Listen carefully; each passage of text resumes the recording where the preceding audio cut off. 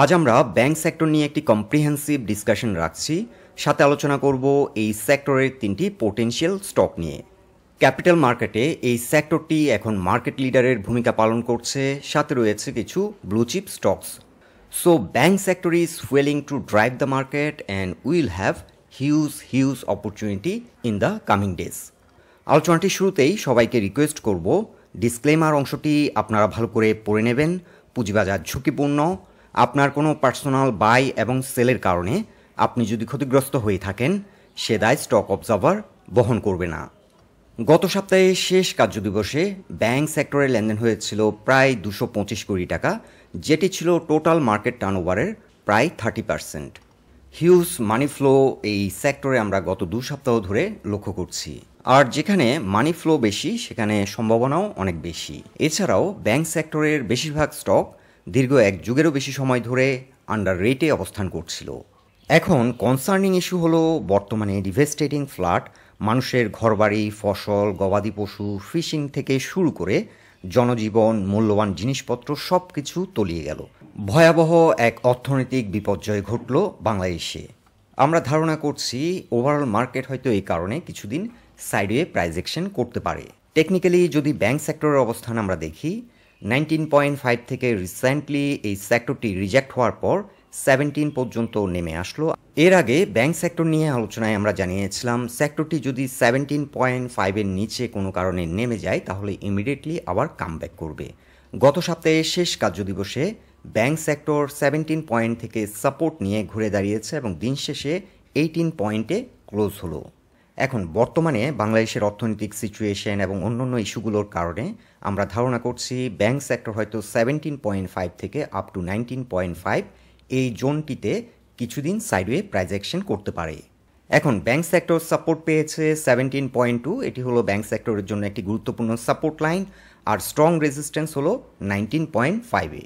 আর মানি floor দিক থেকে এই সেক্টরটি খুব ভালো পজিশনে আছে। হিউজ মানি ফ্লো নিয়ে সেক্টরটি এগিয়ে যাচ্ছে। যেখানে মানি ফ্লো বেশি, সেখানে অপরচুনিটিও বেশি। তবে আমাদেরকে এটিও মাথায় রাখতে হবে, ব্যাংক সেক্টর যেহেতু বর্তমানে একটা রিফর্মের মধ্য দিয়ে যাচ্ছে, এই সেক্টরের দুর্বল মানের ব্যাংকগুলোকে অ্যাভয়েড করা ওয়াইজ হবে। ফান্ডামেন্টালি স্ট্রং ব্যাংকগুলো এখন অনেক আন্ডার রেটে অবস্থান করছে। সেই ব্যাংকগুলোকে সর্ট আউট করে গ্র্যাজুয়ালি এন্ট্রি নেওয়া যেতে পারে। ব্যাংক সেক্টরের জন্য আমরা এখন একটি শর্ট টার্ম টার্গেট সেট করছি 25 থেকে 26। এই জোনটিতে একটি সিগনিফিক্যান্ট সেল প্রেশার ফেস করবে। 2018 সালে একবার এই জোন থেকে রিজেক্ট হয়েছিল এবং 2022 সালেও একবার এই জোন থেকে রিজেক্ট হয়েছিল। সো এটি একটি শক্তিশালী রেজিস্ট্যান্স জোন ব্যাংক সেক্টরের জন্য। বর্তমানে মান্থলি চার্টে 20 এক্সপোনেনশিয়াল মুভিং অ্যাভারেজের উপরে অবস্থান করছে এবং 50 এক্সপোনেনশিয়াল মুভিং অ্যাভারেজ থেকে রিজেক্ট হচ্ছে। চেষ্টা করছে 50 এক্সপোনেনশিয়াল মুভিং অ্যাভারেজের উপর ঘুরে দাঁড়ানো।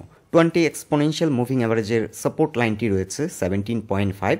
17.5 হলো এখন ব্যাংক সেক্টরের জন্য প্রথম সাপোর্ট লাইন, আর শক্তিশালী সাপোর্ট লাইন হচ্ছে 16.6। এটি হলো 200 এক্সপোনেনশিয়াল মুভিং অ্যাভারেজের সাপোর্ট লাইন। এছাড়াও ব্যাংক সেক্টরের জন্য আমরা একটি ট্রেন্ড লাইন রেজিস্ট্যান্স ড্র করেছি। এই রেজিস্ট্যান্সটি ফেস করবে সেক্টরটি 20.3 থেকে 20.5 লেভেলে। এই রেজিস্ট্যান্সটিকে ব্রেকআউট দিতে সক্ষম হলে সেক্টরটি আরও গতিশীল হবে এবং আরও অ্যাগ্রেসিভলি প্রাইস অ্যাকশনের মাধ্যমে আমরা যে টার্গেটটি সেট করেছি 25 থেকে 6, এই টার্গেটটি অ্যাচিভ করবে। সো ব্যাংক সেক্টরের জন্য এখন একটি চ্যালেঞ্জিং জোন হলো 20 থেকে 20.5। এই জোনটিতেও একটা ভালো সেল প্রেশার আসবে এবং এই সেল প্রেশারটি অ্যাবজর্ব করে যদি এই রেজিস্ট্যান্সটিকে ব্রেকআউট করতে সক্ষম হয়, সেক্ষেত্রে ব্যাংক সেক্টর আরও চাঙ্গা হবে। এছাড়াও ব্যাংক সেক্টর আরও একটি রেজিস্ট্যান্স ফেস করবে 23 থেকে 24 লেভেলে। এখানে রয়েছে প্রাইস পয়েন্ট লেভেল রেজিস্ট্যান্স এবং এই রেজিস্ট্যান্স জোনটিতেও কিন্তু ভালো একটা সেল প্রেশার ফেস করবে। ব্যাংক সেক্টরের জন্য মোস্ট চ্যালেঞ্জিং জোন হলো 25 থেকে 26। এই জোনটিতে একসময় হিউজ ভলিউমে লেনদেন হয়েছিল। সো এখানে একটা ভালো রকমের সেল প্রেশার এই সেক্টরটি ফেস করবে। এই কারণেই ব্যাংক সেক্টরের জন্য আমরা শর্ট টার্ম টার্গেট সেট করেছি 25। আর যারা লং টার্ম চিন্তাভাবনা করছেন তাদের জন্য ফার্স্ট টার্গেট হতে পারে 38। এখন আমরা মান্থলি চার্টে আলোচনা করছি সিটি ব্যাংক নিয়ে। সিটি ব্যাংক শেষ কার্যদিবসে 24 প্রাইস পয়েন্টে ক্লোজ হলো। রিসেন্টলি একটি গুরুত্বপূর্ণ রেজিস্ট্যান্স ব্রেকআউট করলো। এই রেজিস্ট্যান্সটি ছিল 23.3 লেভেলে। এই রেজিস্ট্যান্সটিকে ব্রেকআউট করার কারণে সিটি ব্যাংকের জন্য এই রেজিস্ট্যান্সটি এখন সাপোর্ট হিসেবে কাজ করবে। ফার্স্ট সাপোর্ট লাইন হলো 23.3। এই সাপোর্ট পয়েন্টটিকে যদি কোনো কারণে রেসপেক্ট না করে পরবর্তী সাপোর্ট হবে 22 লেভেলে। সিটি ব্যাংক বর্তমানে একটা ভালো অবস্থান ক্রিয়েট করলো, হিউজ ভলিউম নিয়ে এই ব্যাংকটি ড্রাইভ দিয়েছে। পরবর্তী শক্তিশালী রেজিস্ট্যান্সটি ফেস করবে ব্যাংকটি 30 প্রাইস পয়েন্ট লেভেলে। এখানে একটা ভালো সেল প্রেশার ফেস করবে ব্যাংকটি। যারা শর্ট টার্ম ট্রেড করতে ইন্টারেস্টেড তাদের জন্য 30 হতে পারে ফার্স্ট টার্গেট, তবে এই ব্যাংকটি গ্র্যাজুয়ালি 38 পর্যন্ত প্রাইস অ্যাকশন করবে। সো যারা যারা ইনভেস্টিং পার্সপেক্টিভ থেকে চিন্তা করছেন তাদের জন্য ফার্স্ট টার্গেট হতে পারে 38। সিটি ব্যাংকের ফান্ডামেন্টাল দিকগুলো যদি আমরা এক নজরে দেখি, 2023 সালে সিটি ব্যাংক 15% ক্যাশ ডিভিডেন্ড দিয়েছিল এবং 10% স্টক ডিভিডেন্ড দিয়েছিল। ইন টোটাল 25% ডিভিডেন্ড দিয়েছিল। রানিং ইয়ারে সেকেন্ড কোয়ার্টার পর্যন্ত এই ব্যাংকটিতে আর্নিং হয়েছে 1.85 টাকা পার শেয়ার। Current P ratio 6.51। গত 5 বছরে সিটি ব্যাংকের আর্নিংয়ের মধ্যে কনসিস্টেন্সি এবং কিছুটা গ্রোথ লক্ষ্য করা যাচ্ছে। নেট অ্যাসেট ভ্যালু পার শেয়ার 31.42 টাকা। 2023 সালে সিটি ব্যাংকের ডিভিডেন্ড ইল্ড হয়েছে 7%। ফান্ডামেন্টালি বলতে গেলে সিটি ব্যাংক যথেষ্ট স্ট্রং পজিশনে আছে এবং আন্ডার রেটে অবস্থান করছে। এই ব্যাংকটি চাইলে গ্র্যাজুয়ালি এন্ট্রি নেওয়া যেতে পারে। এখন আমরা মান্থলি চার্টে তুলে ধরছি Dutch Bangla bank. Dutch Bangla bank last trading সেশনে ক্লোজ হলো 54.7-এ। স্ট্রং একটি সাপোর্ট হচ্ছে 48, এই জোন থেকে বারংবার সাপোর্ট নিচ্ছে এবং ইমিডিয়েট যে রেজিস্ট্যান্সটি রয়েছে সেটি হলো 62.5-এ। এই জোনটিতে কিছুটা সেল প্রেশার আসবে। মান্থলি চার্টে এখন 20 এবং 50 এক্সপোনেনশিয়াল মুভিং অ্যাভারেজের উপর ঘুরে দাঁড়ানোর চেষ্টা করছে। ডচ বাংলা ব্যাংকের জন্য আমরা ফার্স্ট টার্গেট সেট করছি 82।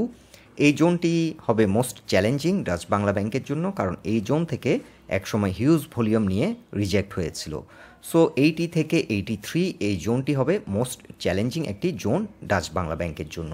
এটি হবে আমাদের শর্ট টার্ম টার্গেট। তবে যারা লং টার্ম চিন্তাভাবনা করছেন এই ব্যাংকটি, তাদের জন্য ফার্স্ট টার্গেট হতে পারে 114। 2023 সালে Dutch Bangla bank 17.5% cash dividend দিয়েছিল এবং 17.5% স্টক ডিভিডেন্ড দিয়েছিল। ইন টোটাল 35% ডিভিডেন্ড পে করেছিল। বর্তমানে হাফ ইয়ারলি ইনকাম স্টেটমেন্টে আমরা দেখতে পাচ্ছি 2.32 টাকা পার শেয়ার আর্ন হয়েছে। বর্তমান পি রেশিও 12.31।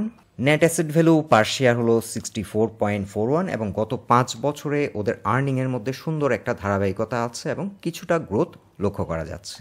2023 সালে এই ব্যাংকটিতে ডিভিডেন্ড ইল্ড ছিল প্রায় 3%। আর এই ব্যাংকটিও ফান্ডামেন্টালি ভেরি স্ট্রং এবং ইনভেস্টমেন্টের জন্য একটি গুড চয়েস। এখন আমরা মান্থলি চার্টে আলোচনা করছি যমুনা ব্যাংক নিয়ে। যমুনা ব্যাংক শেষ কার্য দিবসে 19.8-এ ক্লোজ হলো। এখানে ফেস করছে একটি গুরুত্বপূর্ণ রেজিস্ট্যান্স। মান্থলি চার্টে 20 এবং 50 এক্সপোনেনশিয়াল মুভিং অ্যাভারেজের রেজিস্ট্যান্স লাইন 20 থেকে 20.2 প্রাইস পয়েন্টে অবস্থান করছে। এরপর আরও একটি রেজিস্ট্যান্স ফেস করবে 21.5। তবে এই রেজিস্ট্যান্সগুলো শক্তিশালী রেজিস্ট্যান্স নয়। যমুনা ব্যাংকের জন্য শক্তিশালী রেজিস্ট্যান্স হবে 24.2 থেকে 24.5। এই জোনটিতে Jamuna bank significant sell pressure face করবে এবং এই রেজিস্ট্যান্সটিকে যদি ব্রেকআউট করতে সক্ষম হয় সেক্ষেত্রে যমুনা ব্যাংকের জন্য আমরা যে শর্ট টার্ম টার্গেটটি সেট করেছি 30 থেকে 32 এই টার্গেটটি অ্যাচিভ করবে। আপাতত 20 থেকে 25 এই জোনটিতে আমাদেরকে একটু সতর্ক অবস্থানে থাকতে হবে। যারা day to day basis trade করছেন এই জোনটি হতে পারে আপনার জন্য ফার্স্ট টার্গেট। এখান থেকে রিজেক্ট হওয়ার সম্ভাবনা রয়েছে, কারণ এই জোনটিতে সিগনিফিক্যান্ট একটি সেল প্রেশার আসবে। 2023 সালে যমুনা ব্যাংক 17.5% ক্যাশ ডিভিডেন্ড দিয়েছিল এবং 8.5% স্টক ডিভিডেন্ড দিয়েছিল। ইন টোটাল 25% ডিভিডেন্ড দিয়েছিল। রানিং ইয়ারে হাফ ইয়ারলি পর্যন্ত এই ব্যাংকটির আর্নিং শো হচ্ছে 3.79 টাকা পার share. Current P ratio 2.69। Net asset value পার শেয়ার 24.67 টাকা। গত 5 বছরে এই ব্যাংকটির আর্নিংয়ের মধ্যে সুন্দর একটা ধারাবাহিকতা রয়েছে, তবে 2022 এবং 23 অর্থ বছরে আর্নিং কিছুটা কমেছে। 2023 সালে এই ব্যাংকটির ডিভিডেন্ড ইল্ড ছিল 8.37%। ইন শর্ট, এটিও একটি ফান্ডামেন্টালি স্ট্রং ব্যাংক। ইনভেস্টমেন্টের জন্য এটি হতে পারে একটি গুড চয়েস। বন্ধুরা, ব্যাংক সেক্টর এবং এই সেক্টরের 3টি গুরুত্বপূর্ণ স্টক নিয়ে এটাই ছিল আমাদের অবজারভেশন। আলোচনাটি যদি আপনাদের ভালো লেগে থাকে অবশ্যই পোস্টটিকে লাইক দিন, আর আমাদের সাথে থাকার জন্য আপনাদের অসংখ্য ধন্যবাদ।